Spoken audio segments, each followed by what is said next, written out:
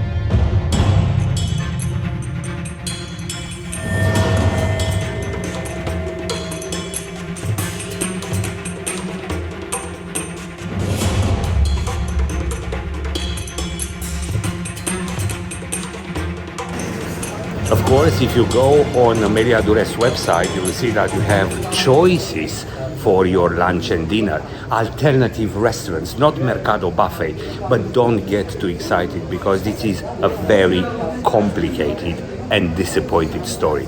But that will be something for our next episode. See you next time.